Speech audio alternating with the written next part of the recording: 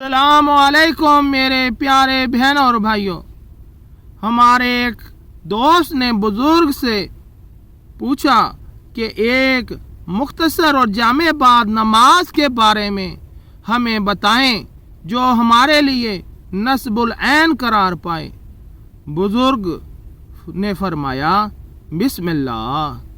نماز کی فضیلت کے بارے میں عالی بیانات میں سے سب سے اعلیٰ مرتبہ پر معصوم کا یہ معروف ارشاد ہے کہ نماز مومن کی معراج ہے، نماز مومن کی معراج ہے۔ یہ ان افراد کے لیے جو اس ارشاد کی صداقت پر یقین رکھتے اور اس بلند مقام کو حاصل کرنے کا سلسلہ جاری رکھتے ہیں۔ نصب العین کی حیثیت رکھتا ہے۔ سیر و کمال کے لیے قرآن و احادیث میں اس قدر ترغیب و تشویق ہونے کے باوجود اگر کوئی شخص ان سے بہرہمند نہ ہو تو پھر اس کی عقل میں فطور اور خلل ہے۔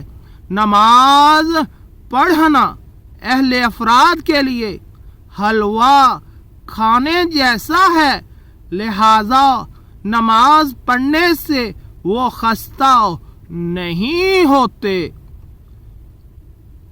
مولا کائنات نے ارشاد فرمایا، جان لو کہ تمہارے سارے اعمال تمہاری نماز کے تابع ہیں۔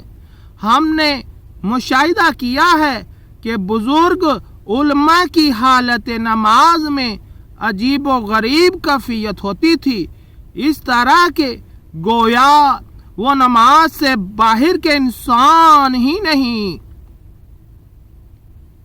حدیث پاک میں آیا ہے، دنیا میں میری عبادت سے لذت حاصل کرو کیونکہ آخرت میں اسی سے تمہیں محفوظ ہونا ہے۔ سے سمجھ میں آتا ہے کہ عبادتوں میں محفوظ ہونے کی صلاحیت پائی جاتی ہے، لیکن ہم عبادت کو اس طرح بجا لاتے ہیں کہ گویا ہمارے سر کے اوپر کوڑا برسایا جا رہا ہو، گویا ہم کڑوی دوا مجبوری میں کھا رہے ہوں۔ بعض اوقات عبادتوں میں ریاکاری کرنے لگتا ہوں، بعد میں بڑا رنج ہوتا ہے۔ اس کا علاج کیا ہے؟ ہمارے دوست نے جب یہ سوال کیا تو بزرگ نے پھر اس کا علاج بتایا۔ بزرگ بولے، بسم اللہ، بسم اللہ۔ اس کا علاج یہ ہے کہ ریاکاری کریں، لیکن اگر بادشاہ اور فقیر کے مقابل میں ہو تو بادشاہ کے لیے ریاکاری کریں۔ اگر آپ اہل ہیں تو اس بات کو خوب سمجھنے کی کوشش کریں۔ اصلی معیار نماز ہے۔ یہ نماز سب سے اعلیٰ ذکر ہے، سب سے میٹھا ذکر ہے، سب سے برتر چیز ہے۔ ہر چیز نماز کے تابع ہے۔ ہمیں کوشش کرنا چاہیے کہ نماز کو باقاعدہ صحیح کریں۔ جب نماز صحیح ہو جائے گی، باکیفیت ہو جائے گی تو انسان ہو جائے گا۔ بہرحال کسوٹی نماز ہی ہے۔ بندہ جب حضرت حق تعالیٰ کی مقدس بارگاہ سے واپس آتا ہے تو پہلی چیز جو تحفے میں لاتا ہے وہ حق تعالیٰ کی طرف سے سلام کا تحفہ ہوتا ہے۔ مسجد کوفہ کی دعا میں بھی آیا ہے بار الہ تو خود سلام ہے اور سلام تیری ہی جانب سے ہے اور تیری ہی طرف پلٹتا ہے۔ میرے پروردگار ہمیں تو اپنی طرف سے سلام کے ذریعے تحیت مرحمت فرما۔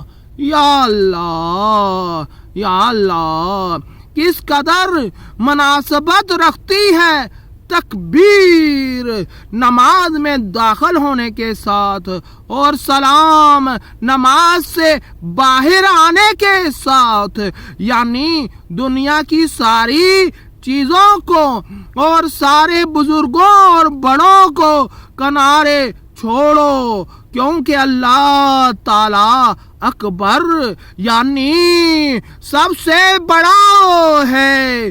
نماز گزار تکبیر کے ساتھ حرم الہی میں داخل ہوتا ہے، لیکن ہم کیا جانیں کہ یہ چیزیں کیا ہوتی ہیں۔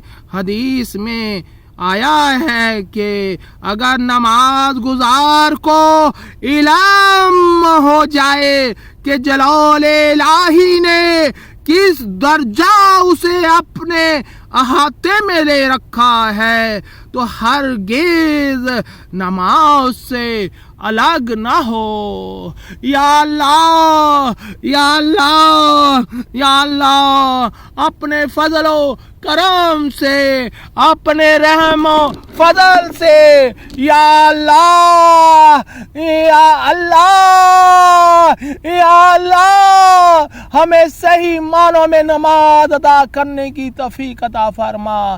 ہمیں نماز میں ان کیفیات کو محسوس کرنے کی توفیق عطا فرما جن کا ذکر تیرے محبوب نے کیا ہے۔ یا اللہ